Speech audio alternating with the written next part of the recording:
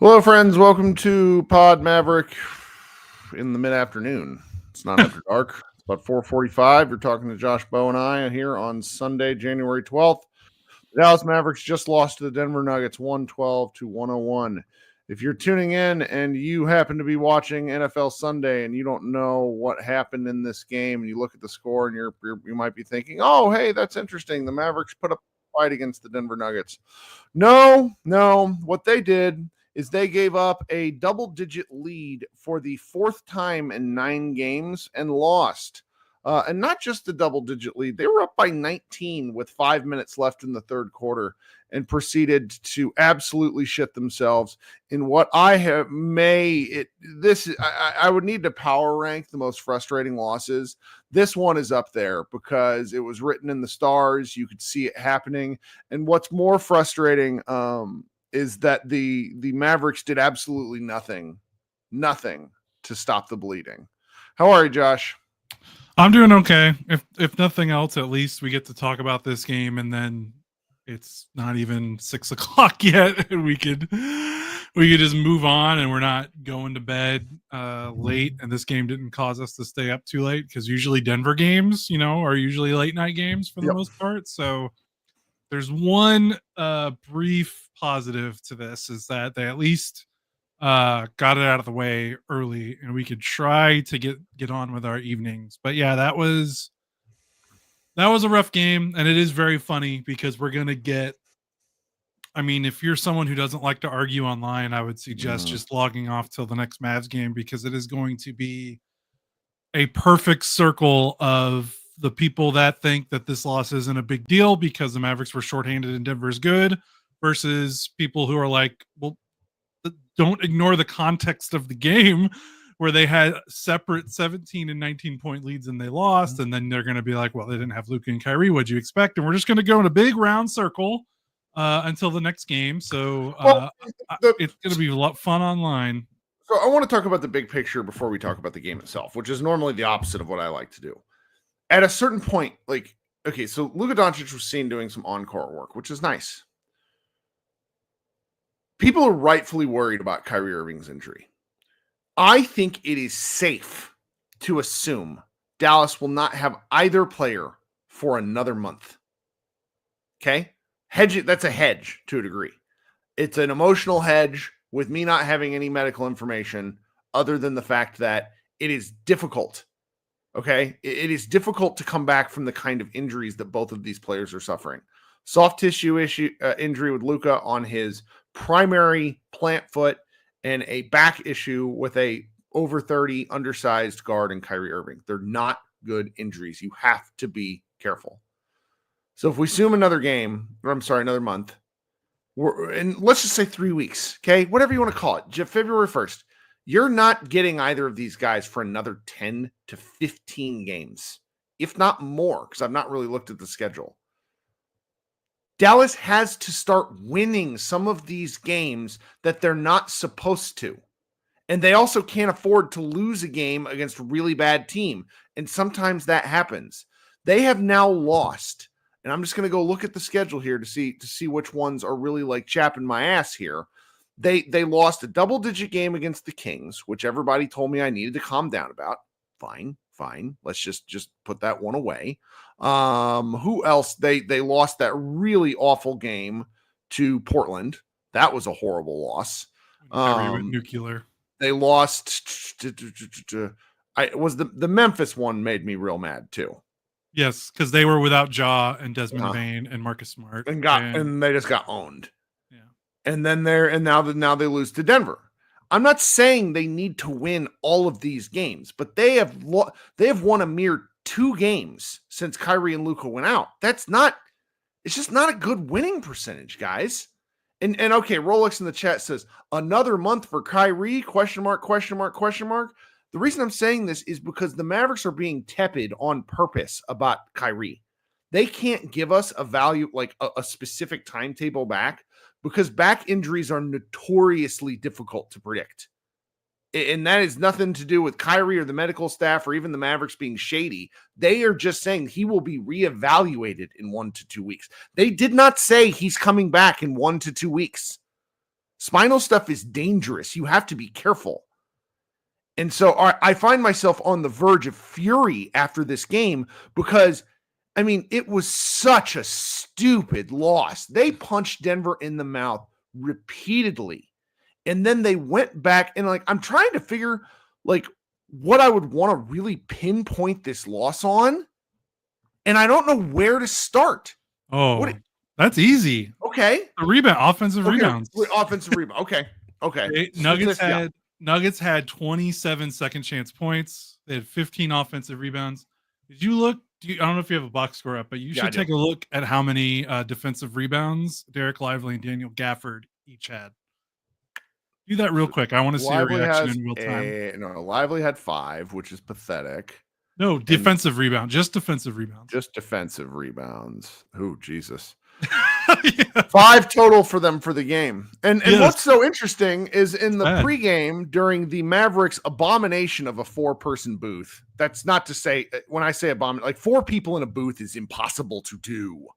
And they talked about the pregame and rebounding in the pregame. They're like, the Mavericks have to do something with the glass, and they just couldn't. Because Denver was dead. That's how they got back into the game. I mean, if everything about this game is literally the exact same, like I'm talking their shooting percentages, even the Spencer Dinwiddie ISO ball, all that stuff stays the same. If they held Denver to a manageable amount of second chance points, they still win this game comfortably. Because that's how Denver got back into the game. They were down 17, and then they got clawed back into it toward the end of halftime because they just kept getting offensive rebounds. Yeah, Jeremy in the chat says rebounding is not only the centers. Even another player like Dinwiddie refused to box out. Like, we'll get to Dinwiddie. Watching that asshole like point to people in traffic as he blows defensive assignments and then flops on the ground like a dead fish after missing a bad shot. I'm so like that was the Spencer Dinwiddie game. We'll circle back to him. Yeah, but it is a team-wide effort. You know, PJ had 6 rebounds total. PJ was awful this game. Yeah, you know, Dinwiddie, like you said, had 4. You know, Maxey played 20 minutes off the bench. He had 0 defensive rebounds in 20 minutes. But you're remarkable. Yeah, but also, like, I'm sorry, but your center, like, yes, it is your responsibility. You know, everyone shares a bit of it, but your centers share the most of that responsibility. They've invested a lot into their centers. Lively was a lottery pick. And obviously he's great. They're linchpins of the team. And I think that's why we should be critical of them because of how important they are to the team. And they acquired a first rounder to get Gafford, to send that out for Gafford. You just have to get more out of those guys on the boards. Can I make an observation? I feel like when the Mavericks were playing well, they were team rebounding very well. Like Lively and Gafford. Because Jokic takes up so much space. Like, and so it's like there were a lot of like tip balls where it's getting batted around. And when the Mavericks were up, they were gang rebounding very well. You look at the defensive rebounding totals, and every single starter has at least a few. I mean, Spencer is probably the worst of the lot.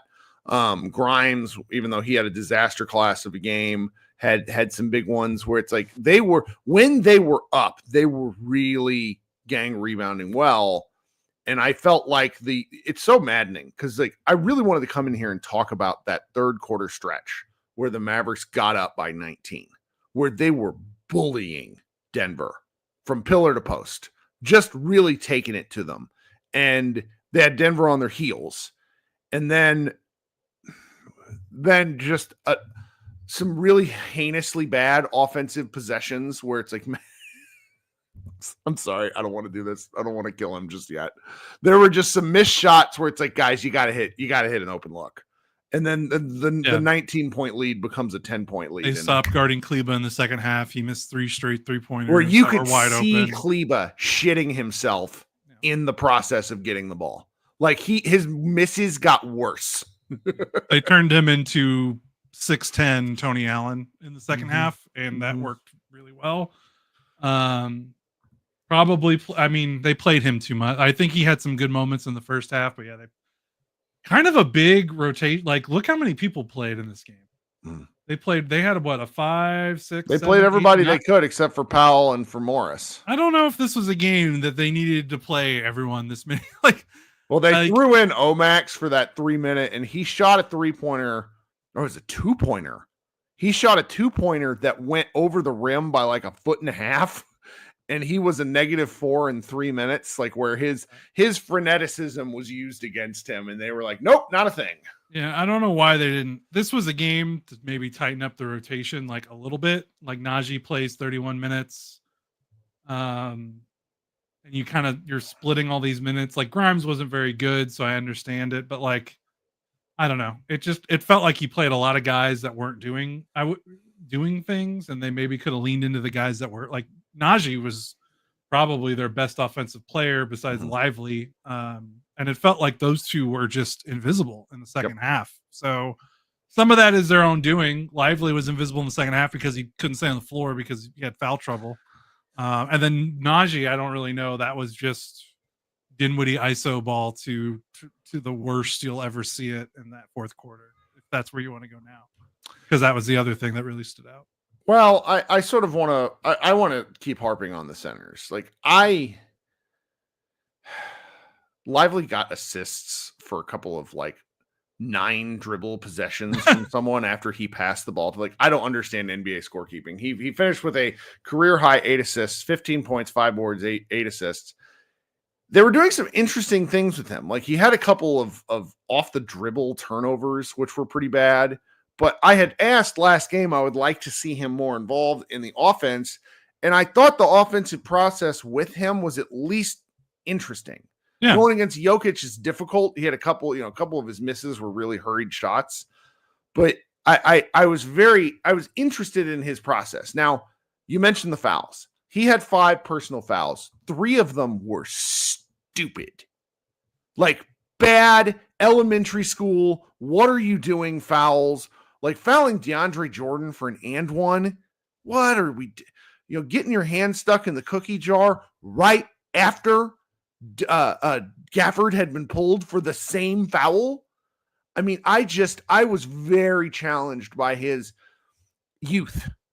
Where when he makes defensive lapses, and I mean this is, I'm mad, but it's almost a compliment to how well he has, like the level of play that he's at. You're like disappointed dad. I'm disappointed because he's much better than this. It's much better than this. And he played 27 minutes. Kid probably wanted to play him more. Yeah, with the foul trouble. Yeah, but he couldn't. And there was we're gonna get to Gafford in a second here, but JJ Barea said something asinine to start the fourth quarter where he's like, I'm really excited. This is good. The Mavericks are going small. This is good. And I'm sitting there going, what are you talking about? The Nuggets made their run at the end of the third quarter with the Mavericks being extra small. And it's because he felt like he had to play Maxi Kleber at center over Gafford. And Gafford was absolutely horrible. The -7 does not do justice to how destructively bad his minutes were in this game. I'm honestly shocked. Like that might be one of the worst Daniel Gafford games we have ever seen. And that includes the game where he was a -29 just a couple days ago. Yeah. Like he was actively destructive to the Mavericks attempts where he gets these open attempts and just shanked them. And then, there was that one, he made a real cool spin off a pump fake and then blows the layup and then gets blocked on the next attempt. And I'm just, without Jokic, that's the second rub. Like there was no backup center. Like he was getting bodied by like Julian Strother and other people. I'm like, what is happening? DeAndre Jordan had a more effective game than Daniel Gafford in the year 2024. Yeah, that kind of sums up the game. I know. I like Gafford, but he was awful. Low key, that's becoming a story. Like that is becoming a thing because they are consistently losing his minutes, and you don't want to say that it's all on him. It's not all. There are 4 other players on the floor, so it's not always all on him. But when you get into the data and you're looking at lineups where you just swap Gafford for Lively and everyone else is the same. And the difference is stark. Like they're plus whatever with Lively and then they're minus whatever with Gafford with the same players with the 4, with the other 4 players being the same. Yeah, they're losing his minutes, and that was, I mean, he was so good for them last year. They started him. Like, I mean, he wasn't just the backup. He started, and he was part of that second half run. He's still contesting well at the rim when he contests. The problem is everything else. It's losing men off ball. It's guarding in space. I mean, he fouled Jokic on 2 3-point shot attempts and then got his hand stuck in the cookie jar on a third one. Yeah, not good. What is happening, friendo? Yeah. And his minutes pair, and this is not his fault directly. This is a team thing. We've not even talked about this yet. The Mavericks got crushed in the non-Jokic minutes. Yes. The Nuggets, and guys, here's why this matters. Part of why Jokic is a great player, don't get me wrong. Jokic is an unbelievable player, a historic player. But his net rating looks amazing because he always plays with their best players.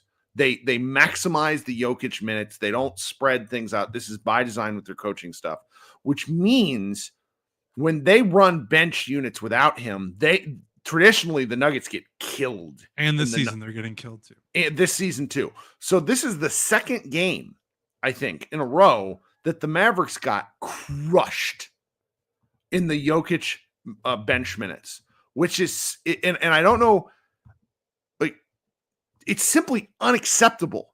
It's unacceptable to play those minutes even. Like, you have to win those. You have to win them, and they got smoked. Yeah. And it was remarkable watching Jason Kidd do absolutely nothing in those minutes. Nothing. The bench was terrible. The whole no one came off the bench and gave them anything. I mean, Grimes has been so important in the previous 2 wins, and he just died. Yep. Mistakes after mistakes. I mean, he had 4 turnovers in 19 minutes. More turnovers 1 made than shot. Points. He had 3 open threes and missed 2 of them badly. We already mentioned Omax. We already mentioned Kleber. And then there's the guy who I just can't help. Hardy, this was a really incredible Hardy game because he did 2 or 3 things that were beyond fantastic. Like, he left one pass, a really difficult pass off of a pick and roll with Gafford for one of Gafford's 2 makes. He hit a really difficult contested pullback step back 3, but then he got the He ended up with the ball on a loose ball situation with Denver, and he's surrounded by Nuggets, like all sides. And one of the Nuggets tips the ball from behind because, of course, he loses it, whereas Hardy absolutely should have given the ball up. And he goes to the ground, and this is where his unending confidence works out for them. Because most guys, you end up on the ground, bad things happen. It's just basketball. Hardy's sitting there on his butt and makes a crisp pass, like 20-foot pass, to Klay Thompson for a made 3. Then, like 2 possessions later, he takes a charge. And the Mavericks, I think Klay hits a 3 after that one. And something like that. That was the third quarter run that got third quarter run. So he's a part of this third quarter run where the Mavericks get up by 19. Then he misses 4 straight open field, 3 straight threes, and then tries a wild layup attempt that just goes all the way over the rim. And the Mavericks offense just died on the vine at that point. That was the specific moment where the Mavericks offense started to die because they're up by 19 and they went away from anything that had been working for them. And poor Hardy gets pulled after that point because he was also getting roasted on defense. Like, this was a difficult Hardy game. Like, I don't expect high level defense from Hardy, but he was out of position for much of the game. And the Nuggets really, really made it a point to attack him. Anyway, so that's our bench guys. It was rough. Right. And that's what leads to Dinwiddie playing so much in the fourth. Because, I mean, look at the bench. Like, where's Jason Kidd turning? Yeah. And that's the part where I don't get to, there's a level of what are you going to do when Luka and Kyrie are out? Mm-hmm. But also, to me, I don't think this game was lost offensively. Like, I think, like I said, the reason why you should be mad about this game is because the big men didn't do their job, and the players that were available that can still do things without Luka didn't do those. Like, if they would have just cleaned those things up, like, Luka does help considerably on the boards, and I think we're starting to see how much Luka kind of masks for everything. Not to discount I still think this is a really good roster that's good enough to win a title. Yeah. But Luka's rebounding was very much missed in this game, especially when you talked about interesting. You talk about the gang rebound, like all those rebounds were Lively and Gafford are like getting enveloped by Jokic and trying to take up Jokic is taking up so much space. Luka usually grabs those rebounds, right? The ones that it's so funny because his contested rebound rate is like half of what someone like Jokic's is. He's at like 20%, which means he gets a lot of uncontested rebounds. But you still need somebody to grab the damn ball, right? Yeah, right. Man. So that's the offense dying in the fourth. The Dinwiddie ISO stuff was asinine, and this is my favorite one though, Josh. Like the Nuggets go up 106-99 with 2:21. They call a timeout. Okay, timeout. Out of a timeout, the Mavericks don't do anything interesting. Where Spencer has to take a contested step back three with 3 seconds left on the shot clock. Where is the play design that we've seen from these guys? Kid is not bad at out of timeout stuff, and it felt like he seeded the game. I mean, in the post game, Roby in the comments noted that Kid said his only sort of caveat was mentioning that the ball stuck a little bit. Well, I don't think Najee was on the floor during a big part of this. Clay wasn't on the floor. Like there were some weird lineups things going on right now. Yeah, and this was Clay's best game in like a week or so. It felt like this is a great game. Great game. It felt like he made all his shots toward the end of the third, and then like didn't hear a peep from him from that point on. I know he didn't shoot. He shot well from 3, didn't shoot well from 2, which is just kind of what he's been doing. But they did felt like they didn't run anything for him in the fourth quarter. I mean, it was literally just Dinwiddie dribbling and 4 guys watching, which is just like don't do that even when Luka and Kyrie are don't even do that when Luka has the ball. We don't like that either. Like, why are you doing it with the Spencer grift was up, and the refs were not interested in giving him the foul calls he had been getting. He shot 10 free throws in this game, and you're looking at it and you're probably being like, Kirk, why are you so mad at Dinwiddie? I am more mad at the process that allows Spencer to play so well. Yes, he had 10 assists, but I would also wager that Spencer had at least 4 of those assists during the Mavericks blitz in the first quarter where Clay is just hitting stuff. That's not to say, he shouldn't be awarded for these sort of things, but the ball stuck with him way too much. There's just too much going on. Like as we had mentioned before, there was some interesting Lively process. There was some interesting Najee things going on. PJ needed a chance to get going. He had PJ having shots. 9 shot attempts in 37 minutes. I mean, it's like the shot distribution was pretty even with Clay getting the most, and Clay was also on fire, but it's also, I would argue that that PJ's essentially the Mavericks' most important player offensively with these guys out, because when they've gone to him, he really succeeded. Yeah, I wonder if it's a matchup thing because Denver is pretty big on the perimeter, and what they like to do with PJ a lot is get him on smaller players for post-ups and floaters in the paint. Oh, he took Denver just doesn't give you the fourth quarter. Yeah. He took a what? He took a fadeaway to start the fourth quarter, where Mark Followell specifically highlighted how they went to him, how they sometimes go to him, and he's pretty good at establishing low, let's just call it 10 feet and in, posting up. And I think Westbrook, or it was either Westbrook or Gordon, and Gordon is huge, had bodied him out to like the 17, 18 foot range. Yeah, like when Denver's playing Jokic, Gordon, Michael Porter, that's a lot of big dudes. They're not, you want to try to maybe get Murray switched onto him and then go after Murray. Mm-hmm. They did that a lot early. They kind of went away from that in the second half. But Denver's a big team. Like Peyton Watson's a big dude. Like there's not as many opportunities to kind of get those not cheap, but like you punish them for playing a smaller lineup with PJ, and there just wasn't a lot of small. It was basically just Murray, maybe Christian Brown a little bit, but they couldn't get Murray. They couldn't go after Murray enough late, which again just goes back to that stagnation with Spencer. They needed to involve him more defensively. Yeah, well, I know some people were probably expecting me to get like super duper heated over this game, but it's a pure disappointment thing. They've got to win some of these games. They just have to. Yeah, they played what? They play Denver. They're playing Denver They again. played Denver on Tuesday, and now they're going to like the likelihood of them getting a shooting variance game. They ended up 12 of 34, but They started 10 of 14. They started 10 of 14. So that do the math there for me. My brain is. Well, they only made 2. What is so it? that's 2 of their next 20. Yeah. Woo! Not good. Not good, man. But yeah. Well, the last thing is the team defensive stuff. They cannot afford to be the sieves that they were.